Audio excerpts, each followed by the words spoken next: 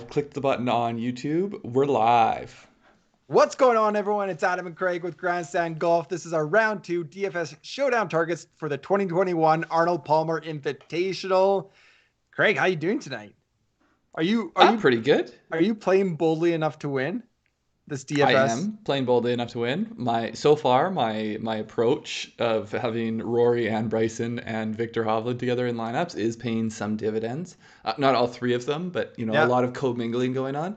Um, yeah, I'm pretty happy with how the day started out. I have good scrubs in with my stars. you do have It's a a lot good of good start to the week. scrubs. Yeah, if you tune into our Wednesday night show, I think you would have got some good sleepers from you. Mine, I was pretty happy when Fratelli was one under through one, but that did not hold up. I got a couple of guys I definitely need to make a run at that cut line. However, wherever that cut line ends up. Thank you everybody for joining us. I see Billy, those are some amazing lineups. I'm not sure if those are turning long or showdown, but looks like you're in the green either way. What's going on, everyone else? Thank you for joining us live. Yeah, Yes, those are hopefully it's a tuning good day. along. Those are some promising lineups. Clark's someone I'd like to see get through the cut line. Chop of the leaderboard. I mean, I don't know. From my point of view, I quite like it. Favorite player, Canadian. Bryson. It's going to be interesting through the week if we get Mhm. Rory and Bryson up near the top. What else? Spieth is continuing to keep all the people engaged because he Yeah, always I was draws a lot of eyeballs. watching I him on also featured coverage. really like to see Victor Hovland up there. When I was watching Spieth and featured coverage, I mean, I didn't see every shot, I didn't see every hole. I saw as much as I could. He was picking up his tees early off the teeing ground. That's scary with Spieth because it's like, okay, he'll spray it, but then he'll scramble and make par or whatever. But he seemed to be hitting his driver Maybe he well. was just in a hurry. Maybe he Like was he in a had hurry. I someplace don't to know. be after the round and he didn't want to linger. Probably not, but yeah. Sungjae I think is another guy. Tommy Fleetwood. There's a lot of guys just on this first, top 19 we have here. Happy to see Fleetwood up there. Pretty interesting. Okay, Tomorrow, so maybe the big day. We see Bryson go for it. we might see Bryson go for it. Rory saying that he thinks he's going to win because those hats. That's a interesting take. We'll see if that works out for him. But Man, yeah, I just like Puma. I really like the Puma, like the one that Ricky wears, like the basic one with the P. yeah, I don't understand why Bryson doesn't wear that. I don't know. Got to keep that brand. Gotta have a Yeah, brand, man. so I know you want to jump into this. Take her Okay, away. so we're on the West Coast ish. So that means I was not up for when everything went down this morning for the first tee for any of that. But I woke up and Twitter seemed to be in chaos because the Louis Oosthuizen 10% owned ish through a contest withdrew. Everything I've seen, he was on the range and then he just couldn't get together. Louis Oosthuizen, I think, is pretty well known for like traveling with his own bed and has a bad back. Hence his sweet swinging Louis. But I mean, people were up in arms about it. I think the only thing I have to say is sometimes you'll be on the good side of it, sometimes you'll be on the bad side of it. But it's just like it's a bad break. If you are, Yeah, it'll even I out mean, eventually. I don't think the talk of what can be done about this. There's betting in golf now. There's DFS in golf now. The There's reality is a the lot reality more is this betting in happens in DFS. every sport. Like, yes, we don't have injury reports like the NFL, but we also They're not a team. They're individual entities, right? They're like, yeah. But it's also like if he had started and then pulled out after 3 holes, like to me that's yeah, essentially the same thing as what happened. He didn't know last night. Like Cantlay last week, he pulled out totally. beforehand Yeah. because, and that's one thing. And this is another thing. He went to the course and warmed up as if he was going to play, and he wasn't able to start the tournament. Like I don't know. I think it sucks. Like I fortunately only have minimal exposure to him this week, and it happens to be in lineups that I've had, so I'm pretty okay with it. Yeah, I got a little But bit of Louis. I think I it could just see if you sucks. went heavy on him, you'd be pretty choked. Yeah, you'd be choked, but I mean, again, manage the bankroll. So if you completely get wiped out a week, you're still okay for the next week. Um, I saw some people talking about like an automatic replacement with Pat Perez or whoever the replacement is. Again, I don't think that's realistic. That's just people kind of trying to find a solution, but there's no perfect solution. There's no really good solution, I don't think, besides just taking it on the chin a little bit. Yeah, I think the only one thing could be is if people like potentially having a questionable status, but I don't see that. I don't see that happening in golf. I mean, yeah, it Yeah, I have depends. no idea, Matthew. I have no idea how a mattress is shipped around to all these tournaments. Like how he does that. Guys lose their bags. I don't know how you work out a mattress. And Gerard giving you props, Craig. I think Yeah, you got some good potential. the strategy is working through one day, 25% of the way there. Let's hope it holds up. Okay, let's Uh, pop over. okay, scoring Scoring average. little bit Scoring difficult up average is there. difficult. If Okay. your name's not Rory or Bryson or Corey Connors. Yeah, it was tough out there. 1.1. It's generally one of the hardest courses on the PGA Tour. I guess, Craig, what is your cut line So just projection? real quick, one thing I saw that was pretty funny. I had like was had to run errands through most of the morning, and so I didn't get to watch it. But then I caught the tail end, and then I had Golf Central running after the Yeah. broadcast.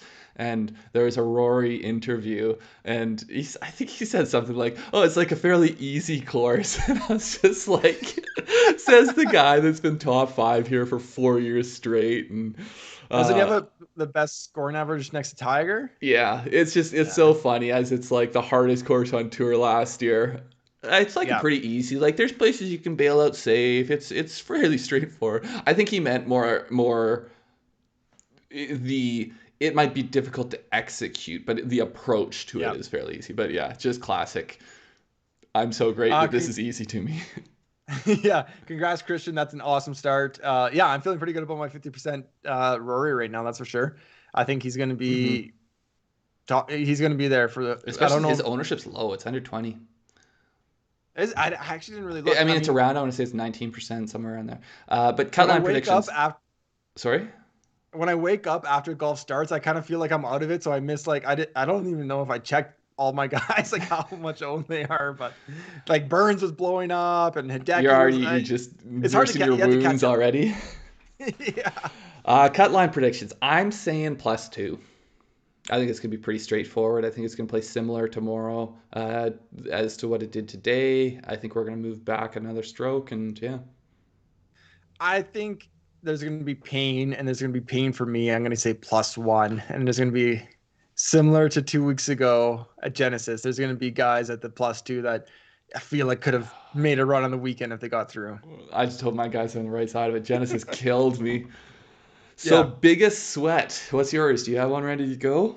mine's pretty obvious. I'm pretty happy with my pick so far. Rory's doing well. Keegan, I think Keegan hopefully can get through to the weekend. I know that's saying a lot with one round to go, but he has blown up worse. Hopefully he can get through. My biggest one, Bez is doing great at 35%. He's 200. It's down to Ricky for me. Ricky's at +4. He chipped in. I think so. He went OB once. Had to tee up third ball, so he lost 2 strokes there, and I think he lost 2 strokes putting. So if he didn't do that, and if he had an average day putting, he would be even. I don't know if he can fight back from +4, but thankfully he's off in the morning, so I don't have to wait all day to see if Ricky has any Well, more and to. thankfully you didn't go full Sergio on him. I didn't go full Sergio. I did it. I would say my two. I've got two, and it's simply because my best lineups, like maybe my top 5 lineups, seem to have a lot of these two guys. Sepp Straka is at +1. I think he's Yeah. in 2 of my top 3, and then Matthew Neesmith is another one. He's at even. Strack is at +1. So yeah, Yeah. I'll be looking to get both those guys through to keep 6 of 6s for I mean, what are setting up at this point to be my best lineups. there's a few others, but yeah.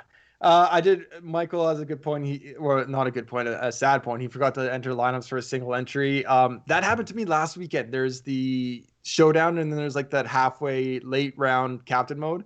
And I reserved it, and I completely forgot to set a lineup, and I was so mad. Look, I'm like, oh shoot, those guys are off now.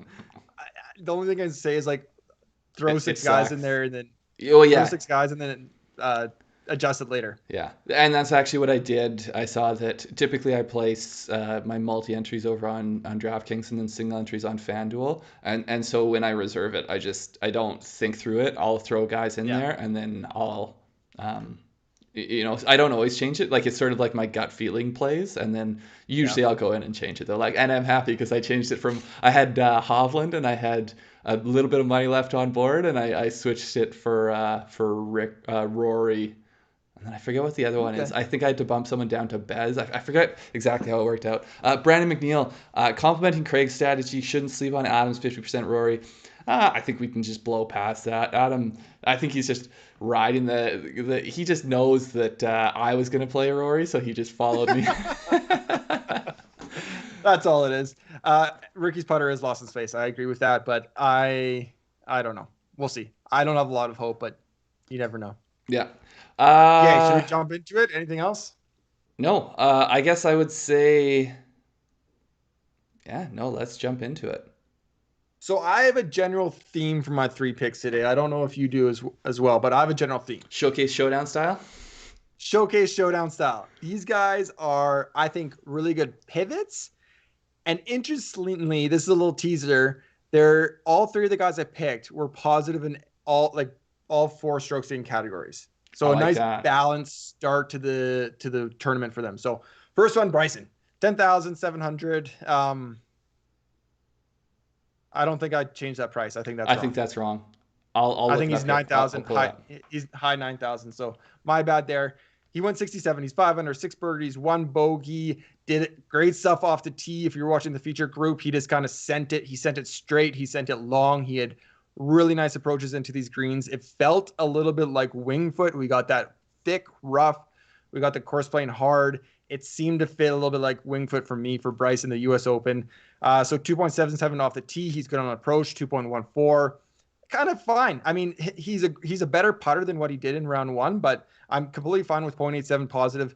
But here's the thing about Bryson. So Bryson is a Showdown stud.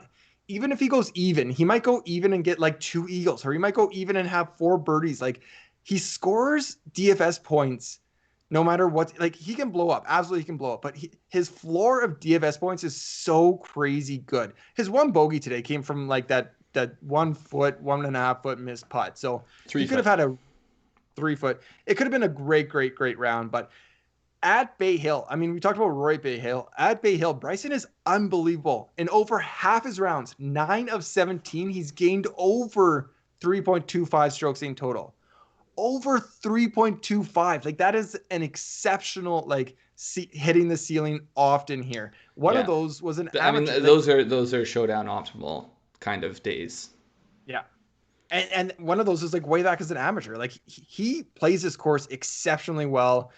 He's the 3rd highest price behind Rory and Hovland. I think he's a good pivot off Rory. He'll still be highly owned. This isn't a secret, but is this a great play? I think, that would be the one concern. So he comes in at 9,900. I would say the one concern I have will be ownership. I think that the saving grace is that Rory, Victor, Bryson will somewhat balance each other out. I won't go, I'm not going to go stars and scrubs probably in Showdown for that reason, because I think there's going to be high ownership on all those guys. But yeah, I like to play a lot. Nothing else, I don't think, from my point of view.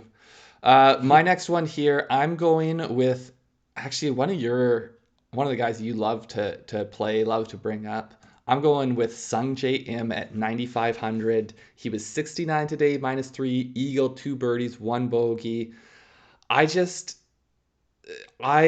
dug into this more and more, and the more I dug into it, the more I just can't understand what's the deal with Bay Hill and why does Sungjae play it so well. So he's averaging essentially, it'll be over. So this first average was coming in, but essentially he's averaging 3 strokes gained total per round at this course, and he does not have a single round where he's lost strokes to the field. So every round here he's been above average. And so he's played here 9 times. He's got 2 full tournaments, and then today, only a single time he's been less than 2 strokes gained in the field. So it's like, first off, it's super consistent, but then he does have ones where he pops. I can't really understand how he just has a good, I mean, it's a very small sample size. It's only 9 rounds so far, but I'm going to roll with it. I'm going to roll with it being a horse for course situation. The one thing, so He gained almost 3 strokes putting today. Slightly concerning, but to me, it's just, he still gained a stroke and a half with his ball striking. I think Yeah. that to me, this guy just has a feel for the course. I'm okay. I'll probably start some at Sungjae like Okay. I will have lineups Interesting. where I start guys higher up, but I'm going to start Yeah. some at him because I think a lot of people will start with one of the, I would say, the big three. Yeah. Yeah. I agree. Yeah. I like Sanjay a lot.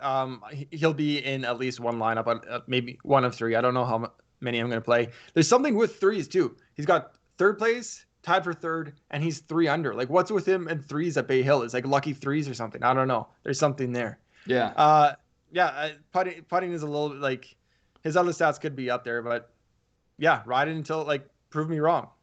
Yeah. Play him until you prove him wrong, basically. Exactly. That's Yeah. the approach I'm taking. All right. My second play. So what I did here, I basically Corey Connors was going off in the afternoon. I popped open the round 2 showdown. Where's Corey Connors' price? 7,800. Okay, who is around there? He's going to get a ton of ownership. Not a ton. He'll get a good amount of ownership. Who's around there that it might suck away from? Who's a good pivot? And I found Cameron Tringale. Yeah, I like to talk about Tringale, but I think he's a good pivot. Just an excuse to talk about him. 7,900 on DraftKings. He went out and hit 70, 2 under, 1 eagle, 2 birdies, 2 bogeys. That 1 eagle was like 140 some approach hole out. So that's why his approach stats are so good. But he has been playing really good recently. So nothing spectacular, but his approach play is good. And he but just like you wanted all guys that were all positive. He just squeaked in there with the putting. Whew. He just squeaked in there in a few different categories. But I like it. Like he's playing. You can't hole out without hitting the ball well. I mean, at least for one shot. Like his approach stats are still very, very good. Mm-hmm. He's just been playing really, really good golf. I went back and I had to go back so far because I just couldn't believe it. He's par or better in 28 of his last 29 rounds. I think the only round he wasn't, it was a 73 at Genesis, so one of the toughest courses they played in a while. He's just in an incredible stretch of golf. And if he's right around Connors, I think he's right above him, even in the DraftKings order. I think if I can get Tringale a little bit less ownership, yeah, I'm all over it. Yeah. I feel like I keep waiting for the wheels to fall off with Tringale. Yeah, same. And it seems like he's starting to fly a little bit above his pay grade, but at some point you just kind of got to believe. And yeah, it still seems like when you look at the people around him, it still just seems a little bit expensive to me. But I mean, Showdown, I feel like salary means a little bit less in Showdown because you can have people go off from anywhere. So I like it as a pivot. I don't know for sure whether I'll end up with a lot of them myself, just because there are other people I like around there, and especially I want to say in the low 8s, there's a few people that stand out to me. Yeah, there for sure. But I noticed that as well. Yeah, I mean, you can't argue with the fact he's got essentially 7 tournaments in a row here where he's just playing really well. Really good golf. Okay. Stephen asked who led in birdies today. I think Rory did with 7. And then I never like to do ownership guess because it could be anywhere, but probably one of the top 5 guys for Connors. I mean, I would say at least 20%, 20 to 25. 30. Yeah, and at that point, essentially, if it's somewhere in that price range that's 20 or above, it's kind of just okay. It's high owned to me. It's not like I care what the actual number is. It's just going to be high. Yeah. Okay, my next one. I'm still staying pretty expensive here. I think this is just a play. I'm not on him on the tournament long, but I really like it. Paul Casey comes in 9,000. I think you could also make a good argument to go balanced and start. I don't know if I would start here. I think I would go something like Sungjae and Casey, and then get like a really high end, a few guys, and then maybe you pay down for 1 or 2. Yeah. 70 in his first round, -2 eagle for 4 birdies, 4 bogeys. The stats, if you look at him down at the bottom there, he did everything fairly well. Oh, that off the tee sucks though. He put 1 in the drink on a par 5 on number 6 there. He put 1 in the water. So essentially that's you're hitting 3 off the tee. There's your 2 strokes. He was a little bit wild on a few other. I went through his shot tracker. So there was some control issues off the tee, but his game, like you had brought this, he was one of your plays, right, at the Yeah. start He of was the one week. on our pick show. Yeah. And I went back and looked at it. He is just playing so good right now. You can see it with his approach So play.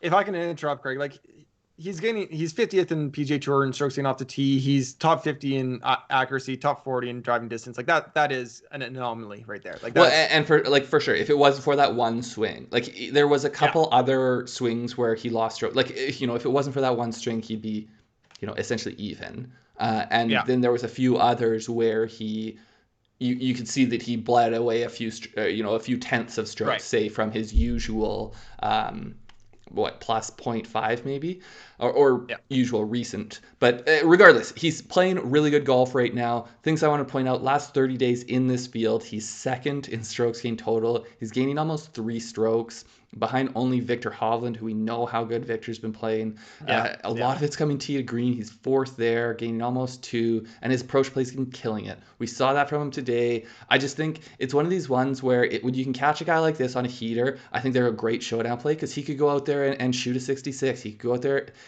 It's just there's a lot of upside potential, I think. So to me, it's definitely someone I'm going to take some shots with here for Showdown. Yeah. I don't know how I feel about Paul Casey, and maybe it's because I have enough of him in tournament long. I almost want to go elsewhere for Showdown, and I like that Eagle scene. I don't know. It seems Sometimes you just got to double down on that 11. Yeah, like I mean, he is a classy golfer. I'll tell you that. That is my overused word of the week for sure. Yeah, I mean, I like the play. He's playing really well right now. I There's no reason besides ownership, possibly. I feel like he got a lot of airtime. He's playing late in the day. His eagle was shown during the main coverage, that kind of thing. Maybe it boosted ownership a little bit. Only -1 on the par fives because of his bogey. Oh, okay. And that was with an eagle. So I do think there is opportunities for him to score. Yeah. Okay, last one here. What do you got? Last one here. I got Doug Gim. Okay, maybe these are a little bit boring. I'm going to Craig's sleeper from our sleeper show. A guy we talked about a little bit, or maybe every day. I don't know. I like Doug Gim. He's 7,300 on DraftKings. Like a really boring round. Usually we don't even list pars, but I had to put it. He's 71, 1 under. Well, if you just would have listed one birdie, we would have known that the rest were just par. I know, but I had to put it. Like it's crazy. Like, but I think that says something a little bit about like his ability to save par, which you need to do on this course. But a guy down here again looking at pivot. So again, maybe it's because I was high on Bez, Christian Bezzetti, and how maybe is high on Keegan Bradley, but they're right around here. I was gonna say I don't know if like there's gonna be people flocking to Keegan Bradley like you were imagining. People were like, Keegan learned how to putt. Let's all play Keegan. Keegan showed up this week. Keegan showed up. Yeah, hey, people called me crazy for playing Sergio last week. I was a little bit crazy, but everyone went there in round 2. Well, and that's the thing. As soon as you see, you're scrolling to look at who you want to play, and you see a nice number there that they had in round 1, it just attracts ownership. Yeah. So he did everything okay. He got his birdie. He did everything okay. I mean, he still beat the field by 2 strokes with the field average being 1.11. But I like where I think he can improve here. I mean, this is a young guy. It's a young talent. Coming in, he did for the PGA Tour season, he ranks 15th in the field in strokes gained approach at just about a half stroke. So I think he can improve on these things, having played the course, getting his legs under him, a little bit of that. I just like as a possibly sneakier under 10% own playing 7,300 compared to the guys right around him. Yeah, I like it. I would say the one concern I have with him is potentially his ceiling. I think he's a safer floor play, but I don't think, I think there's people down in this price range that have a higher ceiling, but they can also just go out there and totally ruin your ticket. Whereas I feel like Gim, he can be your safe $7,300 that allows you to do everything else you want. And if you hit everything else, and I mean, that said, he could still gain 3 strokes in the field or something like that. I mean, he gained 2 today, which would have been very good as a low priced piece for you.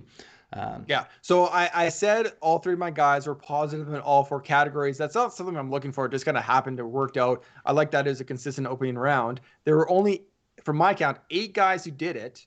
So I got 3. Your last guy here. My last guy. He's one of those 8. Yeah, this is just a guy that I just can't really understand right now. He's similar to Paul Casey to me. Oh, I clicked to a wrong window here. He's similar to Paul Casey to me in a lot of ways, just because my play is based almost solely on how he's been playing in the tournaments leading up to this week. Henrik Norlander comes in 7,100. He was a 71 -1, 2 birdies, 1 bogey. So very similar, I think, in a lot of ways to Gim. Not a very active scorecard, but wouldn't have had the bogey-free round. But you look at what he has. So yeah, first off, yes, he did everything well, nothing outstanding, which is fine. For 7,100, I'll take that. I would like it to be a little bit better, but if that's the weak point of a showdown ticket, I'm okay with that. The thing that I just really, and the reason I played him tournament long, he is just hitting the ball really well over the last few tournaments. And I'm going to ride this hot streak. So where is he priced? He's probably priced about 40th, I would say. I don't actually have the ranks here, but he's probably priced about 40th. What is he doing? Tee to green in the last 30 days coming into this week, he's 7th. Off the tee, he's 12th. Approach, he's 14th. Like, he's hitting the ball so well. And it's, honestly, I was looking back over a longer period of time. This is like the best golf I think Henrik Norlander's ever played in terms of ball striking. So I can't really understand it, and I don't really care to. I'm just going to take some shots with it. It's going to be, maybe I have a few lineups. Maybe I have 10 or 20% on Norlander, but I just think there's an upside there. So if I was to compare him to Gim, I would say it's probably a riskier play, but potentially higher upside, just because I think that he has a little bit more. I think he's a bit better of a ball striker right now in their careers, and I think he has a little bit, because of that, I think he has a little bit better ability to go off, but I think he could also blow up much easier. Yeah, but ball strikers, I mean, look at the top of the leaderboard. Corey Connors, Benny Ann, Kokrak, play ball strikers like Rory, Bryson. Yeah, they can do everything. Well, they're ball strikers. Like, they hit the ball well. I like Norlander as well. I thought it was a pretty sneaky play down here as well. A guy that I'd be surprised if went over 10% owned. Thank you everybody for joining us. Make sure to hit that thumbs up. That really does mean a lot to us. Subscribe to our channel if you have not already. Throw some names in the chat. We're happy to talk. Sorry, go ahead. I was going to say Munoz is playing great golf. Yeah, I don't know what he will. Probably will be popular, so be different elsewhere. That's what I would say. I have him tournament long, which sometimes when a sleeper has done well first round, I will sometimes avoid the sort of like what you were saying with, I want to say Keegan Bradley or something. You said it was someone. Yeah, for sure. That essentially I don't know, like I know their ownership's going to go up, but I still might play Munoz in a few showdowns just because he is one of these people that has real high-end potential. 808 kicks. I love Hovland. I think he's always a good showdown play. I think potentially maybe the lowest owned of those top 3. I don't know, but he's just playing such good golf right now. Yeah. Thank you, Ray. We like doing this, and we like to hear when you guys get your wins. So let us know in upcoming shows when you get your wins. It's all you guys. We just like to talk through our process to see if it helps anybody else. Yeah, just real quick, Mike T, Billy Z. I think the only thing that seemed a little bit odd to me, his price went up to 9,400, which, I mean, finally sent a little bit of respect, but like no goddamn respect. I would play Sungjae. If I'm plugging in one guy, I played Sungjae at 95 over Zalatoris at 94. I like him a lot. I have tournament long exposure, and it seems expensive to me. Like you go up to Bryson at 99. It just seems like you're paying a lot for Will Zalatoris there. So I don't know. Like, usually I like to back up everything I say with stats or some kind of insight, but I just have this bad feeling about Sungjae tomorrow. Like, it's when like it's been all the boxes are chalked, like it all seems too good. Like, it's all working, and then it sets up perfectly for that 30% ownership and like fall on your face. Yeah. But William, I don't mind the Cam Davis play. I don't mind Cam Davis play. I don't mind a Sam Burns play. These guys that blew up that yeah, people were high on going into the tournament, I think that everyone then runs away. They abandon ship in a hurry, and you get them at like, you know, penny stocks. 3%. Yeah, yeah. And And they're ball they're strikers. Like, still just as likely to have the round that you wanted from them in round one the next yes. round. So yeah, the other one I think, and I don't know necessarily if I'll get there, but Terrell Hatton would be a similar one where he has scoring potential. His ownership, there's maybe a little bit more concern there because I also feel like last week, like if it was just this round today, but he didn't play great last week. I know he ended up sort of middle of the field or maybe just above that, but it kind of he went backwards the last few days. Yeah. Yeah, I mean, but they, like you said, they're talents, especially those ball strikers, the ones that were highly owned, Cam Davis, Sam Burns. I agree. Like it's riskier play for sure, but if you want to plug in a Connors or if you want to plug in a Munoz, like they are that nice complementary piece where you get two pieces and they only add up to. Ricky Fowler, maybe. Man, Ricky's gonna. I don't even want to think about Ricky tomorrow. It's gonna hurt. You're gonna get a few extra gray hairs. I'm gonna get And Molinari has been just as bad actually. Yeah. Man, Molinari. Yeah, in the feature groups today, Molinari could knock it out. Like it looked bad. Like it was all over the place with Molinari. There's like he just looks like you wonder how he's a professional golfer. I think I saw it on Twitter too, and I feel like I can laugh because I'm the same way. But like a good dad gut too. He just kind of walks out with a good nice little pouch here. Yeah, I actually Barry. I almost had Fleetwood as a pick. I think he's to me he's in a bit of a similar vein where I feel like there's some sneakiness. He's also like 80, isn't he 84 for tomorrow? Yeah, that's kind of crazy. Yeah, he's 8,400, which to me, that's who I was thinking of. Him and Homa at 84 and 83 were the two guys when you said Tringale. I'm like, man, like depends on what I'm spending because if I have a little bit of cash, I might go up to that range. And those are the type of guys like the next step down. If you go Sungjae, you go Paul Casey, you've thrown Fleetwood, like that's a really nice kind of. And that's what I was saying when I'm the one lineup I've only built one because I like to build one when I'm making my picks, but it's a balance. Like I've got a lot of those guys in the eights, and Max Homa, he is playing better golf than I think either of us expected him to be playing. And you know, I think we were talking about how he might have wanted a week off. That's the one other thing I would just say to who was it, Michael T. I looked at Zalatoris's recent schedule. He's played like I want to say 6 tournaments in a row now. Like it's been a little bit crazy. So we may see him hit a bit of a wall. I know he's only 24 years old, but there's just got to be a fatigue factor that kicks in at some point. Anyways. I agree.